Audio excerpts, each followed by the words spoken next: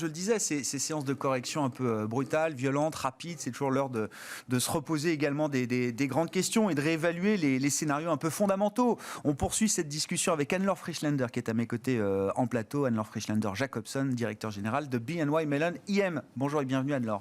Bonjour. Bon, dans le sillage de la discussion qu'on avait avec Laetitia, effectivement, que disent les économistes, les stratégistes de BNY Mellon IM sur l'idée peut-être d'une croissance dégradée dans les prochains mois, les prochains trimestres.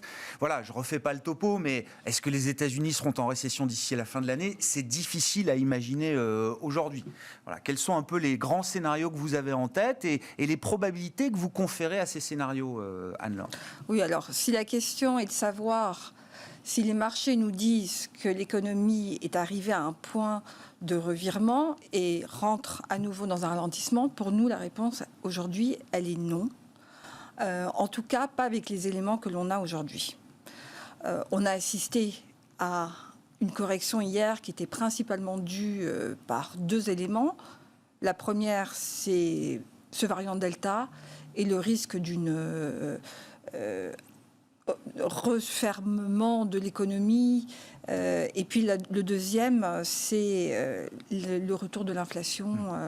Et cette inflation qui serait finalement, on l'a vu sur les taux, créerait avec un ralentissement économique cette stagflation. Où là, on serait dans le scénario du pire, c'est-à-dire ralentissement économique, des économies qui restent fermées, qui ne s'ouvrent pas à cause du variant Delta, ou d'autres variants qui peuvent survenir.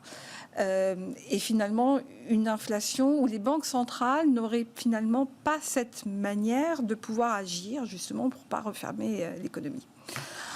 Alors aujourd'hui, nous, on a notre scénario central sur lequel on met une probabilité de 45%, qui est celui d'une reprise de l'économie qui reste là, solide, long terme, mais qui ne se fait pas sans dents de scie.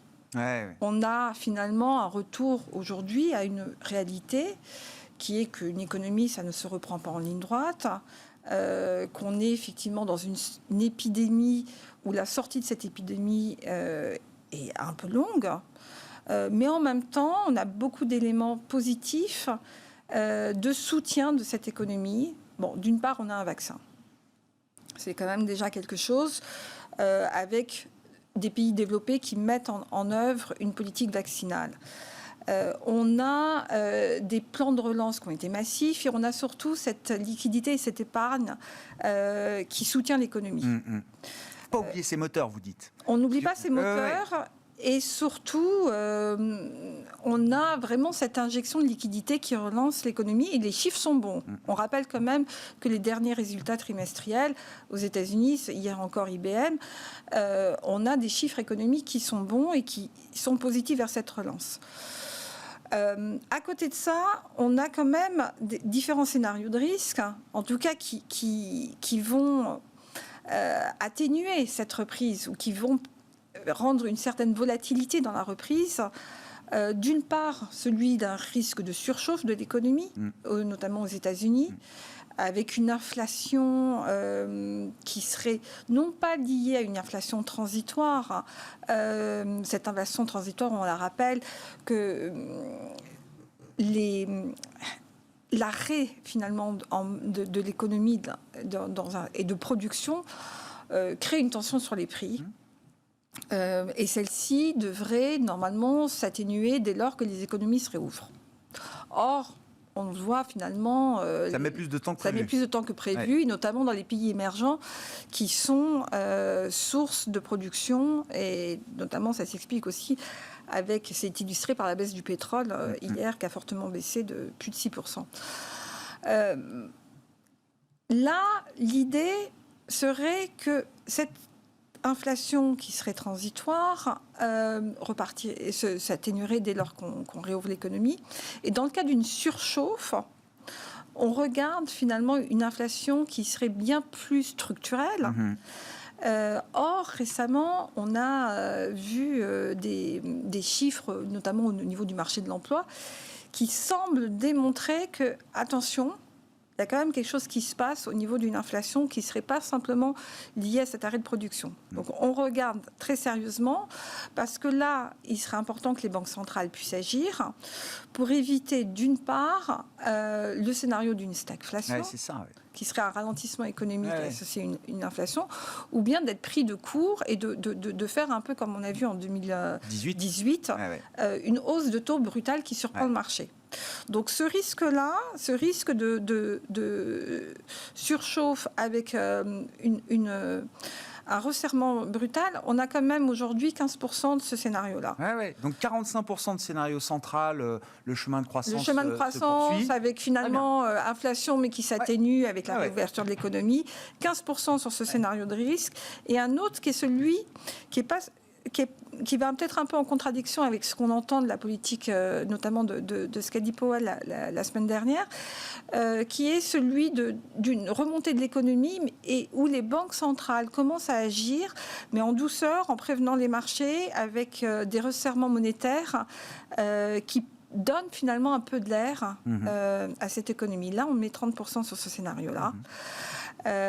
Donc ça joue sur les taux. Bien sûr. On avait vu une hausse des taux. Là effectivement, c'est cette baisse des taux qu'on aperçoit, elle est plutôt liée au fait que il y a peut-être un ralentissement, ça va avoir un impact sur l'inflation. C'est pas encore complètement clair. C'est un peu trop tôt pour se positionner sur le fait que le ralentissement qu'on pourrait observer pourrait avoir vraiment un impact sur l'inflation.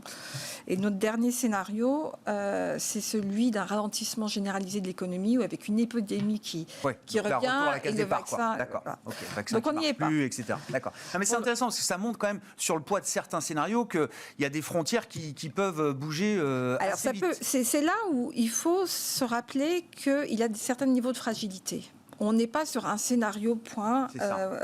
On a des différents scénarios de risque. On peut jongler d'un scénario à un autre et d'analyser quelles sont les forces qui vont influer sur chacune de ces tendances-là.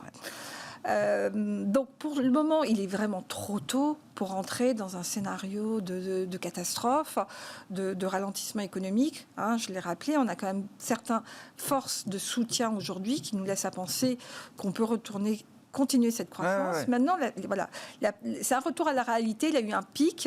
Il faut maintenant peut-être réembrayer sur quelque chose d'autre. Comment on gère les risques dans une allocation? Donc du coup aujourd'hui, Anne-Laure, c'est quoi le cœur stratégique de l'allocation si on se réfère à votre scénario central et les scénarios alternatifs? Comment est-ce qu'on les intègre également dans l'allocation? Déjà peut-être. Sur des baisses comme ça, on a quand même un dicton en anglais qui dit buy the dip, sell the rally. On est sur un point creux, ça peut être intéressant de trouver des points d'entrée aujourd'hui. Maintenant, il y a quand même des fragilités sur certains niveaux, donc avec certains niveaux qui ont été cassés. Donc on pourrait quand même avoir, pourquoi pas encore des baisses. L'idée, c'est de se dire qu'aujourd'hui, malgré tout, c'est les actions qui représentent la meilleure opportunité en termes de rendement risque. Donc, on est toujours positif sur les actions. On va peut-être ajouter ce qu'on appelle du hedge, donc des stratégies de couverture, en se positionnant notamment avec des options qui permettent de couvrir une certaine de risque. Il y a eu une volatilité qui a été très faible, ce qui permet au coût des options d'être pas très cher, donc qui permettait de se couvrir. C'est ce qu'on a fait dans un de nos portefeuilles centrales. On préfère encore aujourd'hui les actions européennes aux actions US, notamment parce qu'elles sont assez en retard, parce que forcément, s'il y a une hausse des taux, elle va d'abord venir des États-Unis et pas forcément de l'Europe. Donc il y a un intérêt aujourd'hui sur une économie qui repart un petit peu après celle des États-Unis. Sur les taux, il faut être très diversifié. C'est vrai que dans un risque d'inflation, on n'est pas vraiment très positif sur les souverains des pays développés. Maintenant, et comme on l'a vu ces derniers jours, les Treasury US, ça peut payer, et notamment, ça peut être un bon hedging sur des revirements de situation. Donc, il faut en avoir un petit peu, parce que justement, ça permet de couvrir un petit peu ce risque quand on a des revirements de tendance. Aujourd'hui, on a à peu près 5% aussi de dettes émergentes dans nos portefeuilles. Alors, les émergents, c'est vrai qu'ils peuvent être plus plus touchés et plus sensibles sur cette crise de Covid parce qu'ils n'ont pas complètement eu la même échelle de vaccination que les pays développés. Pas du tout. Donc ça peut repartir plus lentement. Ouais. On préfère l'Asie du Nord, qui elle a déjà eu cette épidémie, notamment la Chine, qui est sortie un peu de l'épidémie même avant les pays développés, à d'autres pays qui peuvent être un petit peu plus sensibles, avec une bonne diversification sur du dette locale, dette investment grade et high yield. Le high yield, on préfère les actions au high yield en termes de risque, sinon c'est toujours intéressant parce que là, ce qui vient de se passer, c'est que les taux Treasury sont baissés, donc on a un spread qui est plus intéressant pour le high yield.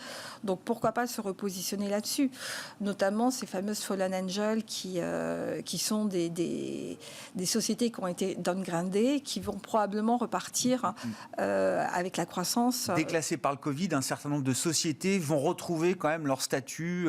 Voilà, on a eu pas mal de sociétés qui étaient classifiées investment grade qui sont passées à yields, qui donc et qui généralement surperforment dans des phases de reprise. Donc là, toujours, ça peut être intéressant d'en avoir en portefeuille. Maintenant, la rotation sectorielle, cette fameuse rotation sectorielle cycle croissance-value, bon, il y a une petite inquiétude actuellement sur les valeurs cycliques, sur notamment les secteurs du tourisme. Elle peut continuer à rester pendant quelques temps.